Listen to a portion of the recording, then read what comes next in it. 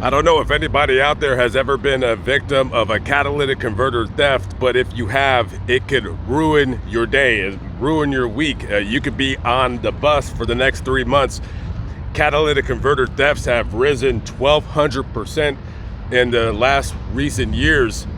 There is an epidemic going on, especially in California, with catalytic converter thefts. If it happens to you, or if it happened to you, it has cost you a lot of money. It can cost you possibly thousands of dollars. Today, we're going to visit a location very quickly of where a catalytic converter thief met his end. This is Palmdale, California. We're about an hour or so north of Los Angeles. Can you imagine if you get into your vehicle and you put the key in the ignition and you start your car and you hear a funny sound, something's wrong with your car? What the hell is going on? You don't know, but your catalytic converter was just stolen, and you can't drive your car with that sound, and you can't drive where your car's only going 30, 40 miles an hour, and that's what happens when your catalytic converter gets stolen. There's precious metals in that catalytic converter that thieves can earn anywhere from $50 to $250 per catalytic converter that they bring to a chop shop, and if you have a hybrid, you're even more at risk because there's more of those precious metals in that catalytic converter, and a thief can make upwards of $700 or even $800. The mineral rhodium that is in the catalytic converter, that's going for about $28,000 an ounce. So a very, very hot commodity here on the streets. But for one catalytic converter thief, 42-year-old Freddie Ramos, things didn't work out the way he had imagined them to.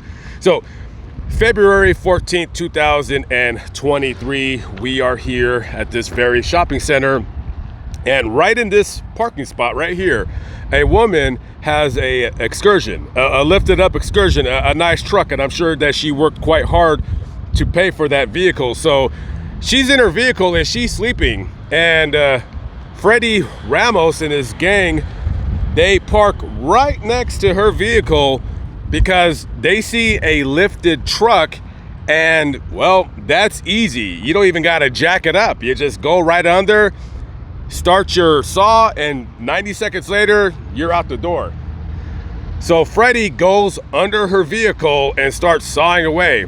Little does he know that that woman is in there and she's sleeping. So this woman wakes up and hears a sawing sound. She says, what the hell is going on here? And she starts up her vehicle and backs up and feels a bump. A little bump, but a noticeable bump. And that bump was Freddie Ramos. Now, immediately when she figured out that she ran somebody over, she called 911, and Los Angeles County Sheriff's deputies arrived at the scene along with paramedics. They see Mr. Ramos on the ground, and they immediately start doing CPR on him. He's taken to the Antelope Valley Hospital where he is pronounced dead. Charges, of course, were not filed against the woman, being that she was the victim in this case. Now, as you can see, you got a memorial that was made for Freddie Ramos right here. You got a picture of him right there. And there's a picture of him in the hospital. I don't believe that was the time, because he looks cautious right there, or maybe he's in bed, I don't know.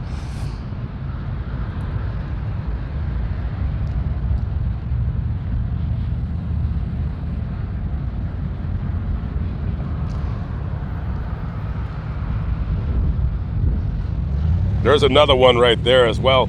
So when I first came in here, I didn't know where this occurred. I know it occurred at this shopping complex, but I don't know exactly where.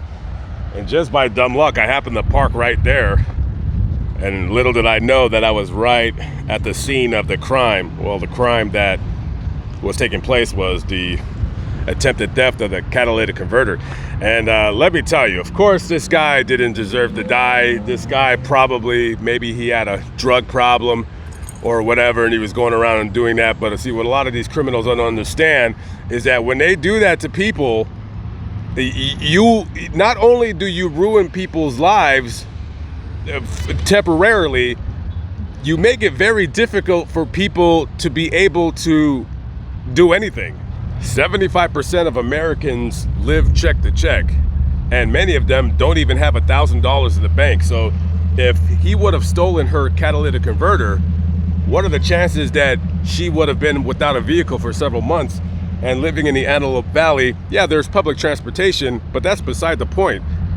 You don't want to have to go through the nightmare of a financial nightmare of having to get your vehicle fixed.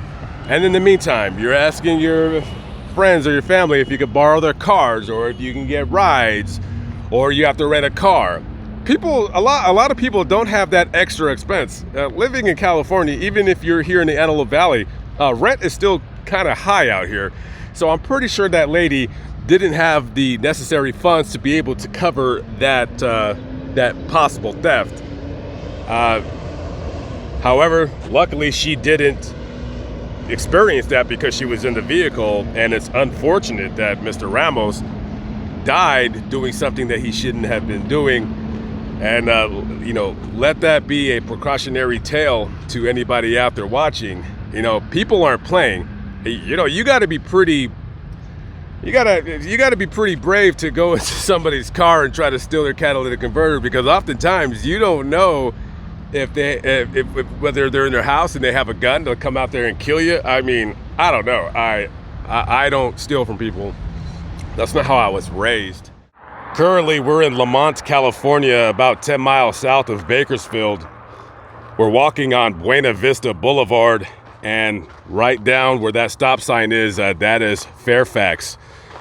On January 10th, 2020, right before 7 p.m., Kern County Sheriff's Office received reports of gunfire right in this area. And as you can see, this is an orchard, and it looks like, to the eye, not much is going on in Lamont, California at an orchard. But on this particular early evening, there was a whole lot going on. As a matter of fact, when sheriff's deputies arrived, they were shocked to see that right where that utility pole is, there was a car, and two victims that were suffering from gunshot wounds were in the vehicle. There was a third that was found that was somewhere in this orchard. I'm guessing that they ran for their lives. Eventually, all three individuals were declared deceased. It was 18-year-old Adrian Ochoa, 17-year-old Raul Fernandez, and 16-year-old Valentin Ramirez. This was where their car was, right where this memorial is. And I don't know where the third victim was found. I don't know if he was found in this orchard or that one over there. Now, there's not a whole lot of information available to this crime, but I do know that as of the recording of this video, this crime is unsolved. You got a triple murder in a small farming town here in Lamont, California, and it's been over 3.5 going on 4 years now that this murder has been unsolved. Sheriff's deputies do say that it was gang related. However, there's no details as to what affiliation the three individuals have with whatever gang. Sheriff's deputies believe that there was some kind of gang-related incident that occurred not very far from here over on Ralph Street. It's got to be less than 5 miles away from this location. Lamont is not a very big town at all. I don't even think 10,000 people live here. It's probably more like 5,000. Other than that, there's absolutely no information available to the public as to the occurrence of what took place right here. If anybody has any information on these unsolved murders, please contact Kern County Sheriff's Department. Their number is 661-868-5751. Lamont at large. I'll see you in the next video. Peace out.